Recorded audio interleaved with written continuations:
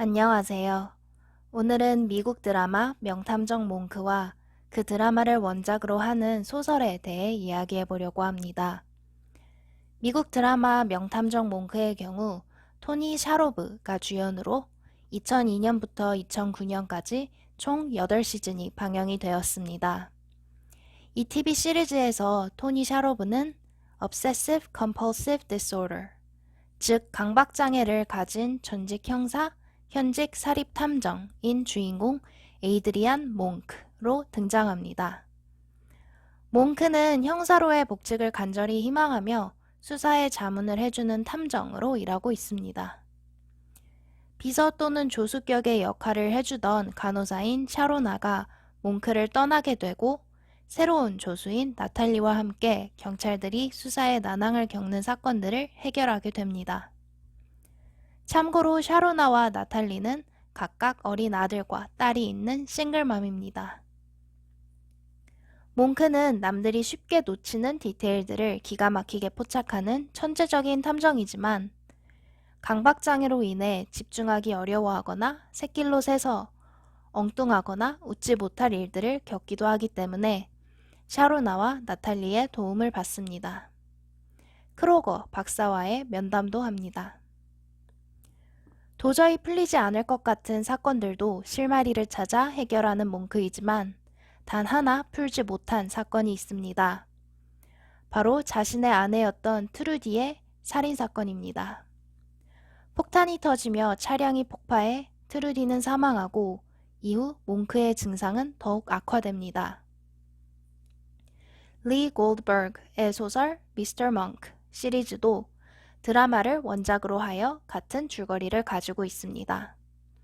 저는 시리즈의 총 16권 중 Mr. Monk and the Blue Flu, Mr. Monk and the Two Assistants, Mr. Monk Goes to Germany, Mr. Monk is Miserable, Mr. Monk and the Dirty Cop 이렇게 5권을 가지고 있고 읽었습니다. 하지만 놀랍게도 제가 산 책은 하나도 없고 무슨 영문인지 집에 이렇게 5권이 있었습니다. 어느 날 표지가 그 드라마랑 같은데 하면서 읽었고요. 명탐정과 그의 조수하면 셜록 홈즈와 왓슨을 떠올릴 수밖에 없는데요. 아서 코난 도일의 작품은 꾸준히 각색되어 왔지만 그 중에서도 베네딕트 컴버배치 주연의 영국 BBC 드라마 셜록은 아주 큰 인기를 누렸고 여전히 명작으로 꼽히며 인기를 유지하고 있습니다. 사실 저는 추리소설을 그닥 좋아하지 않는 사람입니다. 그리고 영국 드라마 셜록을 꽤 재밌게 본 기억이 있지만 열광적으로 좋아하지는 않습니다. 그런데 유독 명탐정 몽크는 어렸을 때 굉장히 재밌게 본 기억이 있고 최근에도 첫 시즌의 첫 번째 에피소드를 즐겁게 시청했습니다. 소설도 드라마의 여운으로 재밌게 읽었습니다. 추리소설도 좋아하지 않고 그 유명한 셜록에도 딱히 흥미가 없는 사람이 왜 유독 몽크에게 공감하며 빠지게 되었는지 나름의 관전 포인트를 소개해볼까 합니다. 첫째는 토니 샤로브가 연기한 몽크입니다. 영화나 소설에서 강박장애를 가진 사람을 묘사할 때 지나치게 깔끔을 떠는 사람이나 예민한 심술쟁이, 고집쟁이처럼 비춰지도록 하는 경우가 종종 있는 것 같습니다. 한국심리학회에서 제공하는 네이버 지식백과의 강박장애에 대한 정보는 이렇습니다. 강박장애란 원하지 않는 생각과 행동을 반복하게 되는 불안장애의 하위 유형이다.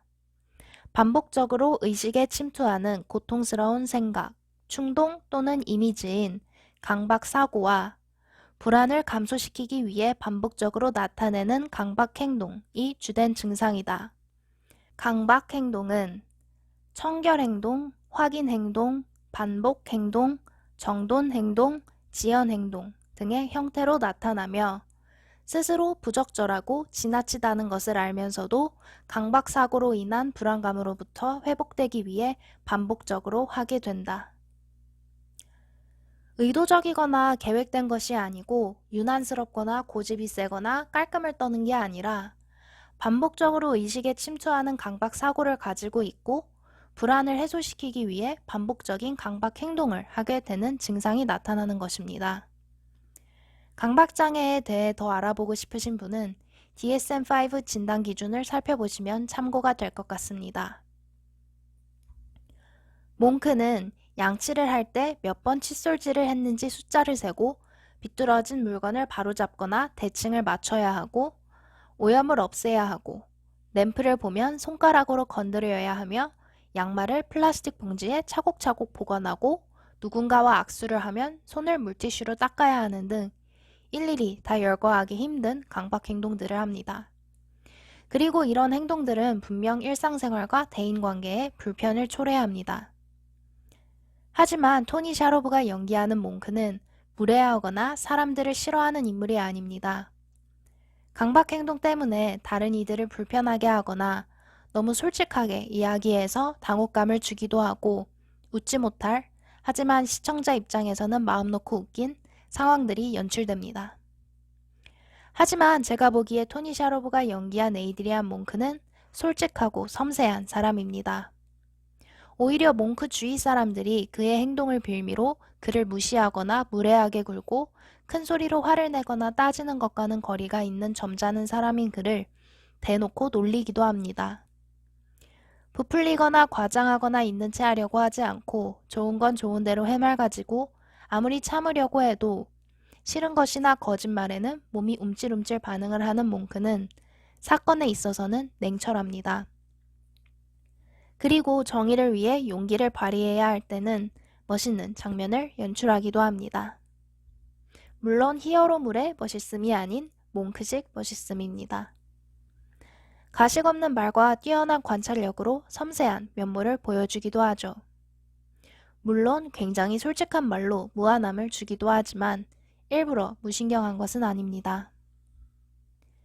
사람들이 기대하는 정상성에서 벗어나 있지만 뛰어난 실력이 있고 히어로도 안티히어로도 다크히어로도 아닌 일상적이고 꾸준한 매력을 뽐내는 성실한 몽크입니다. 두 번째는 시그널 음악입니다.